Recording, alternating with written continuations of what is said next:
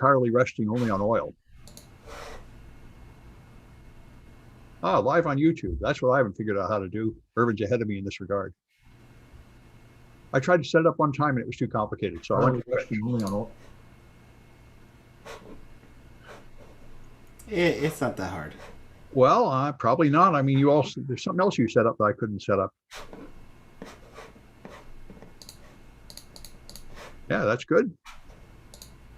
I know a lot of people do it. I thought that might be even better than Twitch, but anyway, Twitch works. Oh yeah, Twitch definitely works. Oh, YouTube definitely works. YouTube is how people reach large audiences.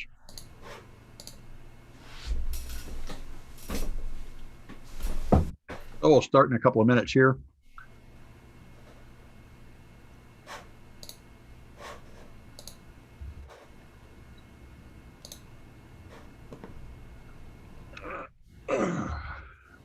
Oh, good.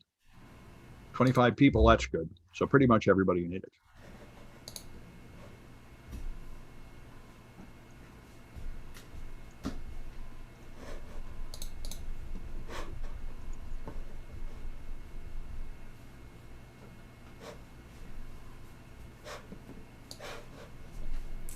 So just an FYI, if your camera's on, you're on YouTube.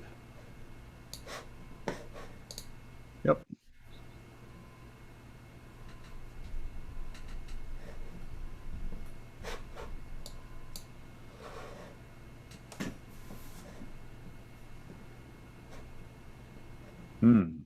Some people sending me messages in Canvas.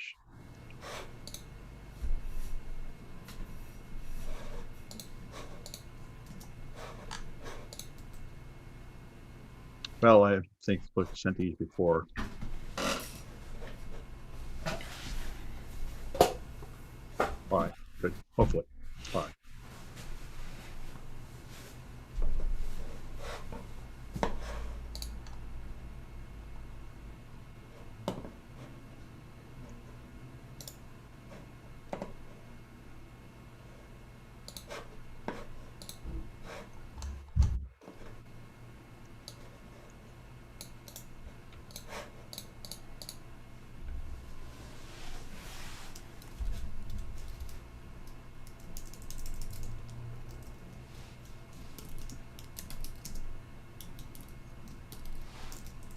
All right, folks. Well, I'm just here to explain what's going on. I'm Sam Bown. I'm the instructor of record of this class, but I taught this class about 10 years ago, and computer forensics is a huge field and it expanded, and there's fields that forked off from it. And I actually moved into incident response, which is not the same thing. I'm teaching a class just in that. And so when it came time for me to teach this class again, I was thinking of updating my old stuff, but I realized Irvin here is not a fully modern class ready to go. And we work together at conferences and a lot of things. So I'm outsourcing this class to Irvin here, who is the expert in this computer forensics, which is the original computer forensics activity related to finding evidence to go to court and crime, which is where it all started. And that then split into at least 4 different fields now, one being incident response, another e-discovery, and another data recovery, all of which are very important. And so I think it's better. So if you want my take on this kind of stuff, I'm teaching an incident response course, which is the different activity related to protecting networks against advanced persistent threats. But Irvin's got all the stuff, which is the traditional, original computer forensics, and he's going to be the instructor for this class. I'm the instructor of record. It's officially a City College class, but Irvin will be doing it all. And let me just hand it over to you, Irvin. Thank you, Sam. Before we get rolling into the course content itself, the way that I run my classes is on Canvas and on Discord. Canvas will have all the content, all the notes, the assignments and all that. And Discord is the place for community discussion, for help and all of that. So I want to make sure that everybody is in both. In the chat here in Zoom, I have put the link to Discord. Let me set up a new share of Discord. When you get into it, you'll be greeted with the rules for this community. which is basically don't be a jerk and we're here to help each other out. There's an assigned course channel that you need to go to and click on the button that relates to this course. This one is this one, the one with the magnifying glass. So when you log into it, click on the magnifying glass and you'll receive the role for this course. Within that, you'll see a text channel and a voice channel. This text channel will be our main way of communicating. So if you have any questions, if you're working on a project and you want to work with someone, this is the main place to do all that in. There's a voice channel where you can talk to others, you can share a screen at any time, and be able to collaborate with your classmates, because this class is pretty heavy in collaboration. So you have these two main ways of getting to me and also to each other in the course. So I want to make sure that everybody signs up on Discord and is able to get the role by clicking on this magnifying glass down here. So once you're in, please give a little hi here in the text so I know that everybody is in. I should be seeing about 25 or so little hellos.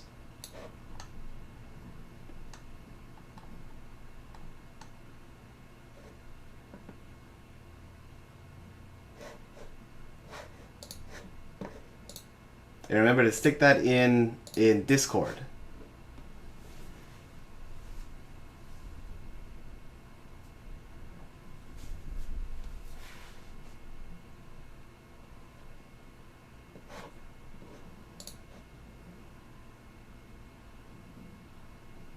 Once you are in Discord, I've put 2 links here.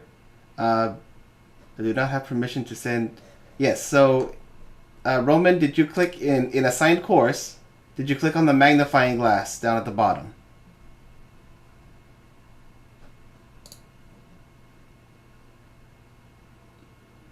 Looks like you just got the role.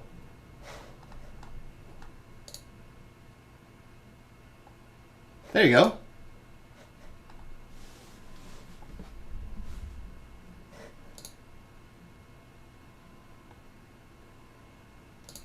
So we have 1 hi right now.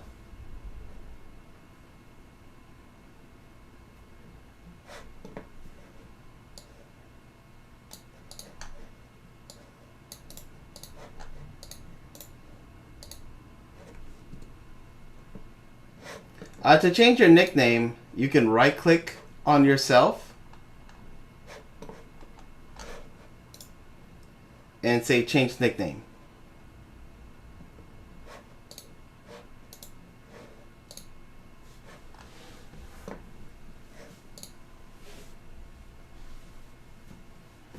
You're gonna wait a couple minutes for everybody to get on Discord. Go to the assigned courses, click the magnifying glass, and then you'll see this this section, and just put in a hi. That's how we'll know you got the role, you are in the right place.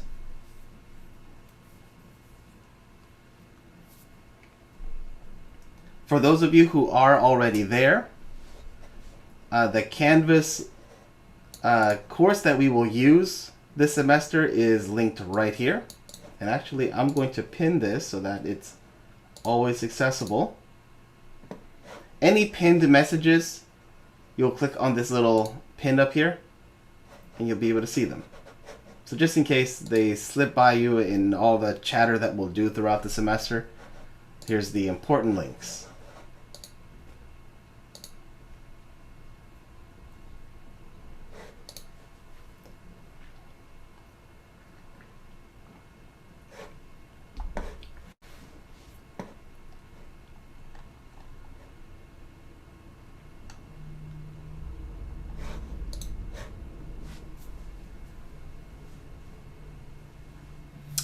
It does not matter. which email you use for Canvas.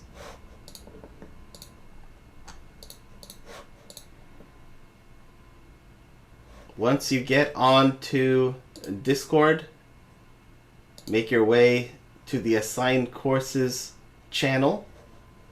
Click on the magnifying glass to receive the proper role for this course. And then say hi in the text channel. Once you are here, make sure that you are in the right Canvas course that has the content.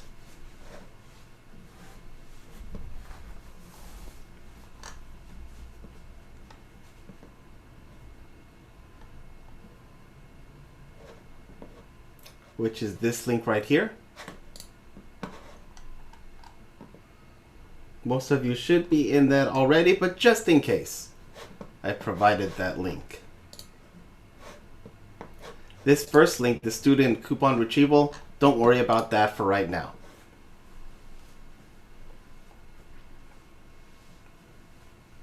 So I'll give about 2 minutes for everyone to jump into Discord, and also to be in the right place in Canvas.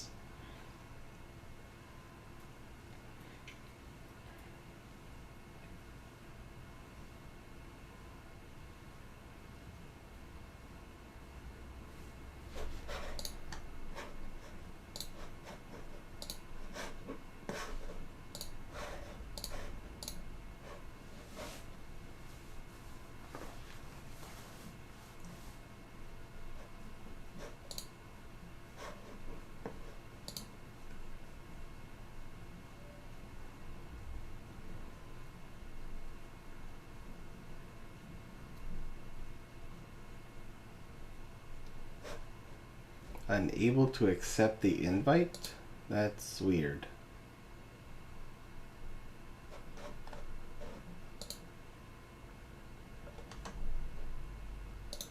Is that the only error message you receive?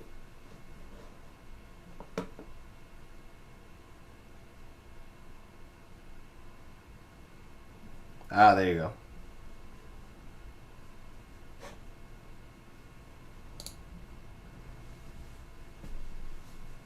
Yeah, you're doing that in your browser or in your...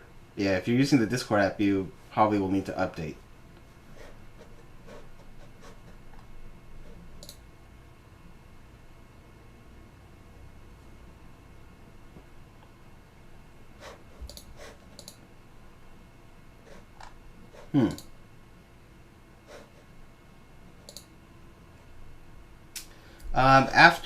After we get through the lecture, I'll help you guys out individually and get that sorted out.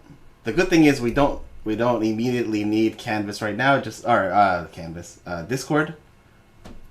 right now.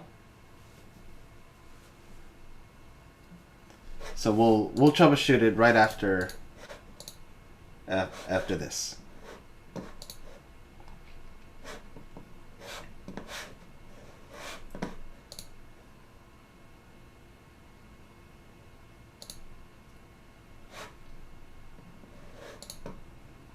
So as Sam said, this class will really focus more on the digital forensics side. It'll barely touch incident response. It really focuses more on digital forensics itself. As you see, my sweater has my little motto for the class: I see deleted files. I am not a career teacher. My career has really been in cybersecurity. I got into teaching really by accident. And I do like teaching, but it's not... I haven't been trained as a teacher, if that makes sense. So the way that I design my classes is in the perspective of training a professional. Somebody who wants to learn this stuff and be able to do it in real life more than just like textbook knowledge.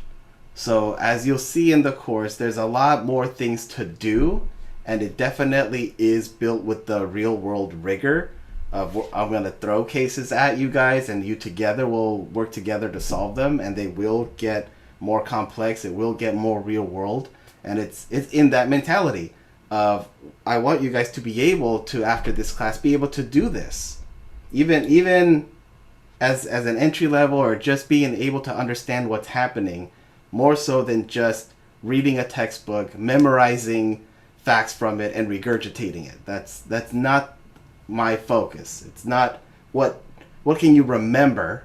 It's more of what can you do. Can you critically think? Can you solve things? The stuff that you would be doing in a real environment.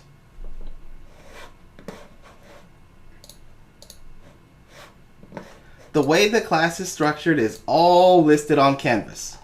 I think there's only one thing I'm going to add in all of this, but everything else is laid out, including the dates and everything else.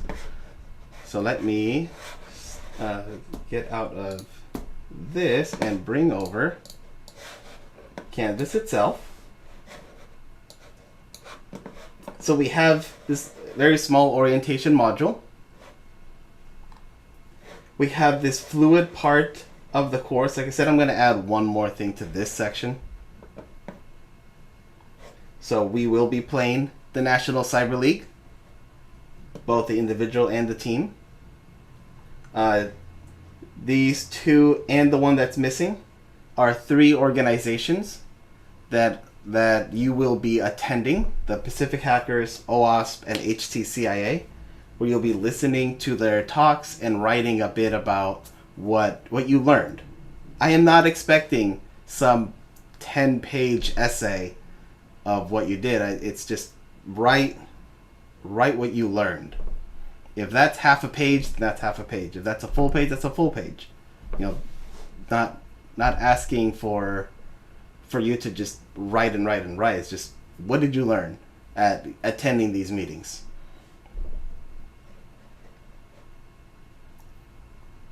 And then there are the modules themselves.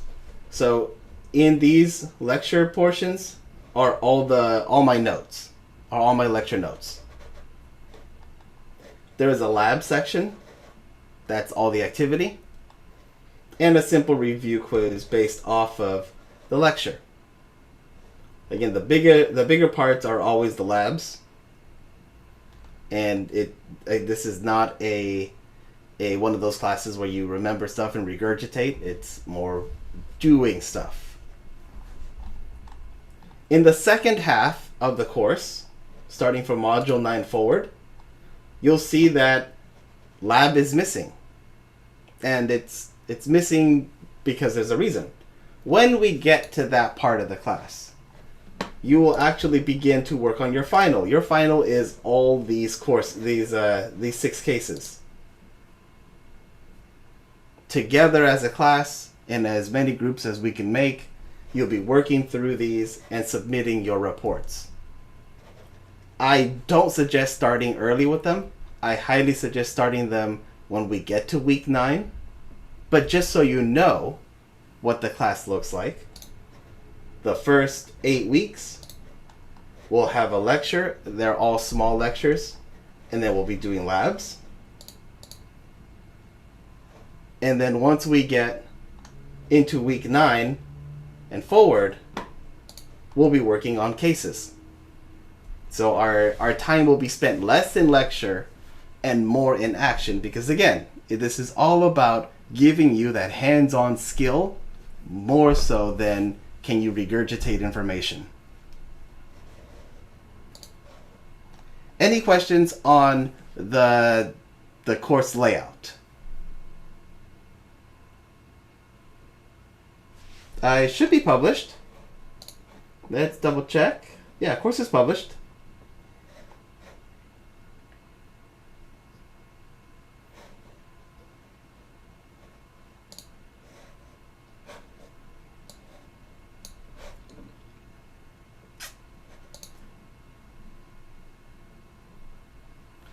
Right, it is published, but it's not in the CCSF Canvas system.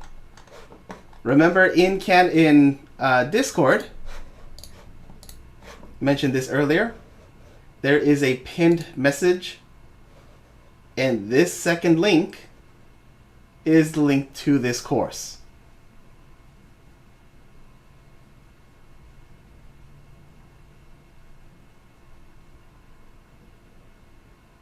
This is why I want to make sure that everybody's in the same place. So yes, it is not published in the CCSF Canvas system. It is at this link that is pinned.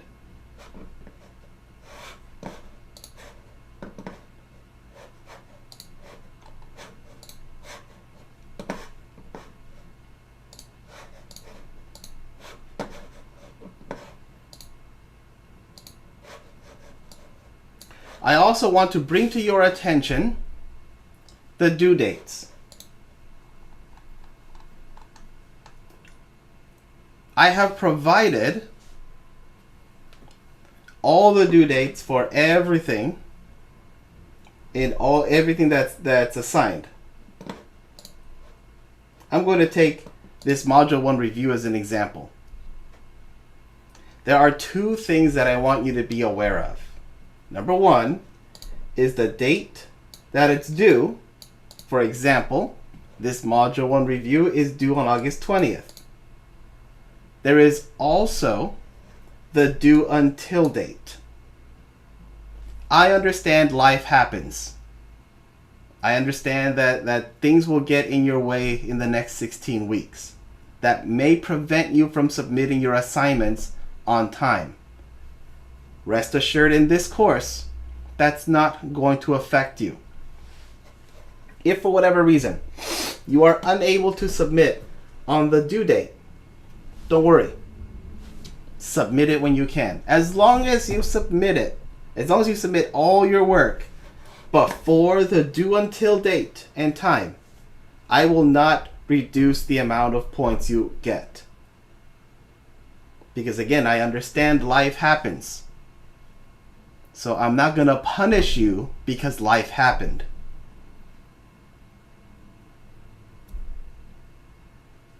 Do try to submit your work by the due date.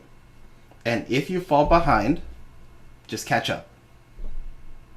As long as everything is submitted by the due until date, you'll be fine. Once that date strikes, I won't accept any more work. And then I'll finish the grading and submit it to Sam so that it goes into the CCSF record. Any questions on that?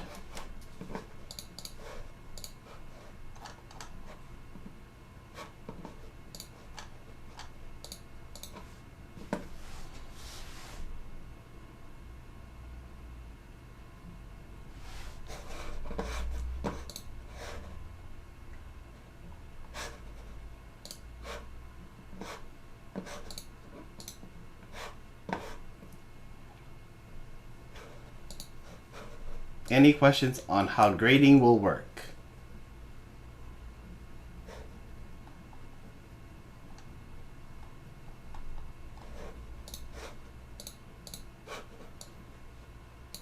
Looking at Discord, looking at Zoom.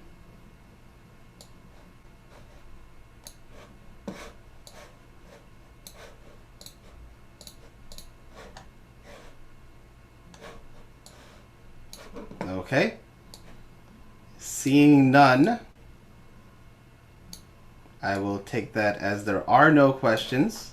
I'm good. Excellent. Thank you.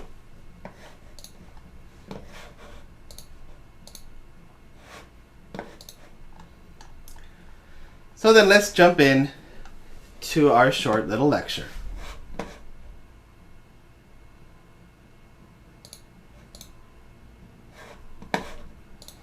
Digital forensics is the retrieval, analysis, and use of digital evidence in a civil or a criminal case or criminal investigation. This involves any medium that can store digital files and the digital files themselves. This field is a science because of the accepted practices used for acquiring and examining evidence and its admissibility in court. forensics, it means it's suitable for a court of law. Therefore, the digital evidence is retrieved, handled, and analyzed in a sound manner. Another way of saying all of that is through the investigative process, the evidence will remain in its original state, and anybody in contact with it will be accounted for and documented. Computer evidence or computer forensics can yield incriminating evidence, which is called inculpatory, or prove a defendant innocent, exculpatory, in criminal cases.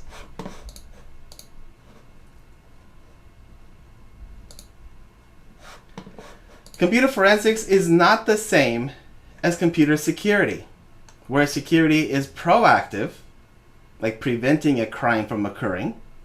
Forensics is reactive. Forensics happens after a crime has been committed. Computer forensics is not just about investigating computers. It's also about anything that stores data in a medium. For example, cell phones, USB drives, Raspberry Pis, Nest devices, cars, and so on. Computer forensics is not all about investigating computer crime. It's equally important in things like murder, embezzlement, corporate espionage, and so on. And computer forensics' primary focus is to retrieve and analyze files using scientific methodologies that are acceptable in the court of law. We're going to go well beyond just retrieving files to things like searching, filtering, password cracking, and decryption capabilities.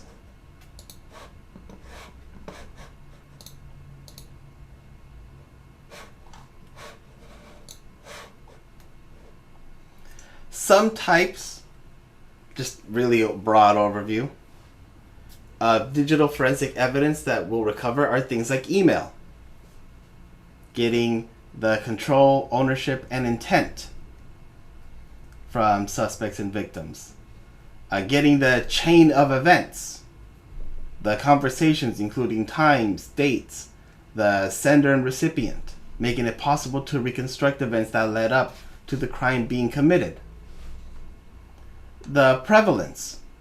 Email is important because of its heavy use. Endurance, or tampering with evidence.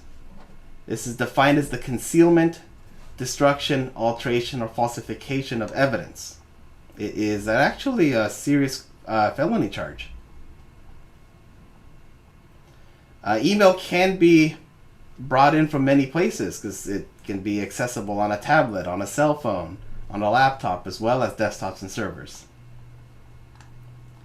Email is admissible. Courts have accepted email, including printouts, as evidence. Email is not necessarily subject to a search warrant.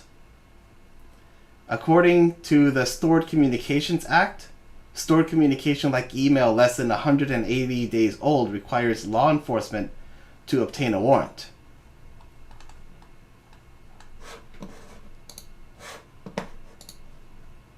Images is another type of digital forensic evidence that we'll be working with and recovering.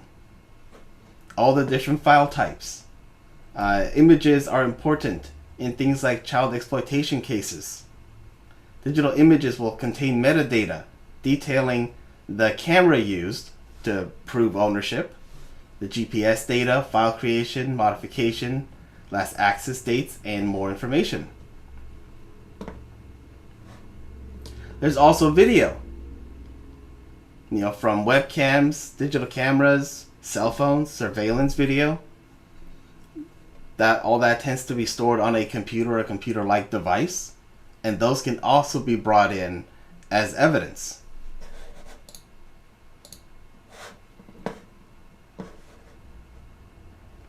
This is a picture of a skimmer on an ATM machine, one of many. A closed-circuit TV is another point of evidence that can be used. These tools, all of these video tools, can be used to identify important incriminating evidence and be able to find who did it. Now, video evidence can be the most compelling type of evidence for a jury to convict a criminal.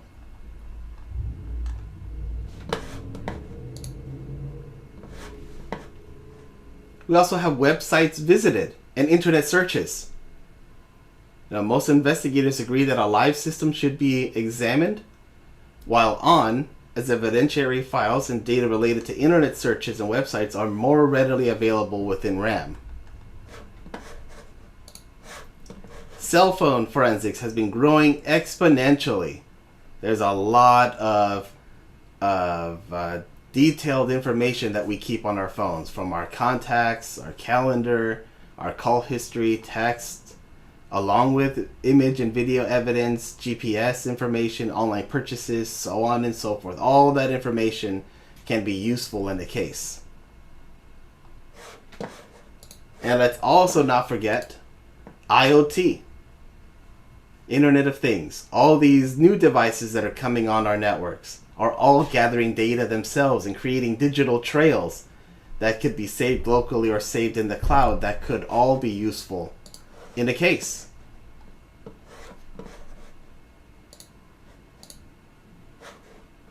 So what skills must a digital forensics investigator possess? It's okay that at this time you don't have these skills. This class is all about building them. A strong foundation of operating systems and file systems will allow investigators to know where files are stored and determine their value to the prosecutors. OS knowledge provides an understanding of how the hardware and the software interact with each other, knowing the effects of features like BitLocker, Lux, File Vault would lead an investigator to keep the computer on, for example. The examiner must have extensive investigative abilities, using digital evidence to demonstrate control, ownership, and intent, like proving a suspect was in control of a computer when the files were stored in memory, in RAM. Proving ownership by the credentials. Proving intent, that a website was accessed multiple times or an image viewed on a number of occasions and subsequently distributed to others. Having knowledge of Linux is useful for cloning volumes, Android examinations, app analysis, and networking. Having an understanding of how scripts work on a Mac OS to be able to retrieve sites that were used on a Mac. Python could help automate website scraping, and PowerShell commandlets can retrieve information from Windows.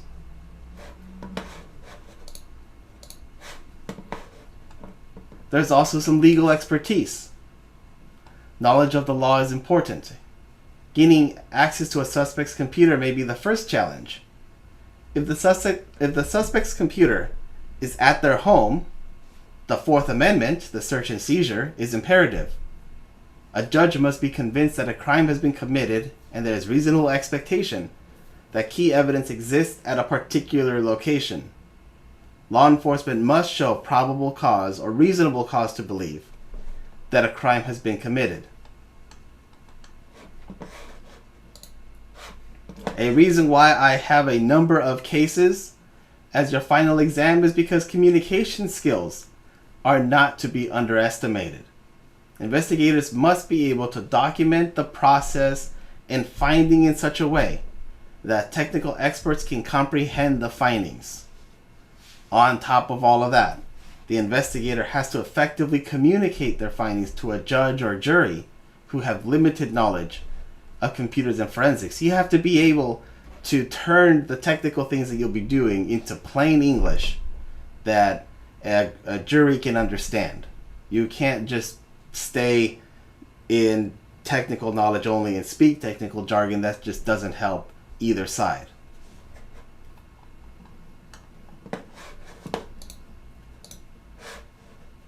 For those who are bilingual or multilingual, that will also be useful since crime is international, especially cybercrime.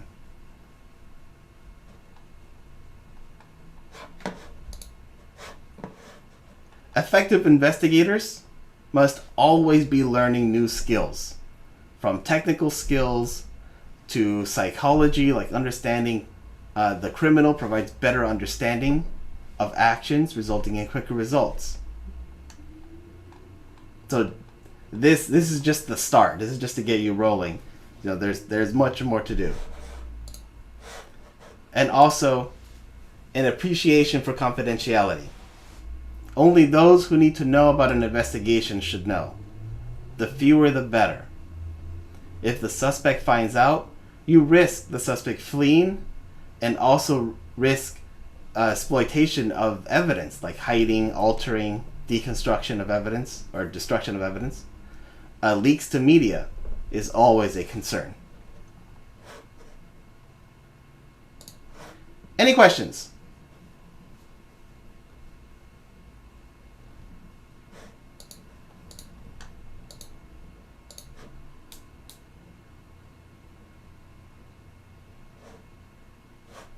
Looking at Discord, looking at Zoom. Any questions on these little topics that we covered?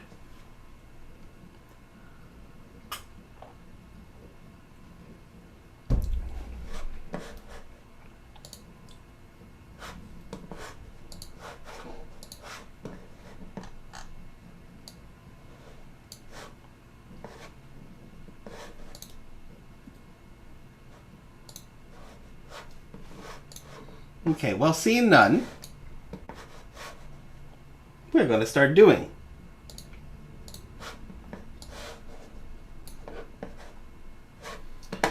The first link that I gave you in Discord, we are going to put to the test. Every student should have their own cloud environment. You will be building your own cloud infrastructure to be able to do the work in this course. This first link, you should be using your CCSF email.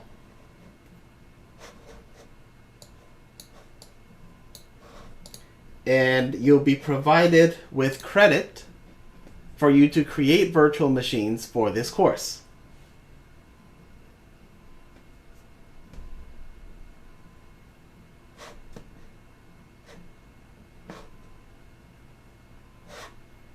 If it doesn't work, don't worry about it. We'll work that out. Once you are in the in Google Cloud, what you'll be doing this week is creating a SandSift workstation. This is the link to the main site for SandSift. Option 2A will be the easiest way to deploy in Google Cloud. Google Cloud already has a Ubuntu 20.4. The one that I suggest using is an LTS system. There are 2 commands that are provided in the installation instructions right here in the latest releases. I found that by adding sudo at the beginning of both, everything will work just fine, and then you would run the sudo sift install and let it work for a while. It takes like 30 minutes or so for it to process and finish. Once you get it rolling, just let it run. And then you could also create a VM and get the meta package that's specifically for Kali Linux Forensics. So you don't have to install all the Kali tools, just the ones that are specifically for forensics. And they have a meta package that is just for that. Where did it go? Right here. So this meta package will install all these tools at once on that second VM. When you have the 2, you take a screenshot of your SandSift workstation and the VM that has Kali Linux with the tools installed, with specifically the forensics tools installed, and you just write a little blip about them. about what you did, and that's it. Nothing big, nothing. No, it's not a 10-page paper on every step you took. It's just showing that you were able to do it.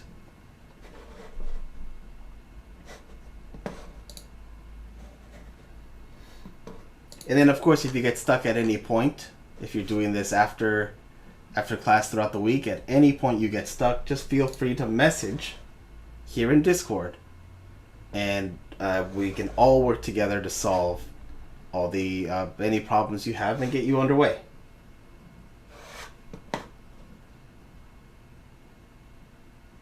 It does take a little bit to get the confirmation email.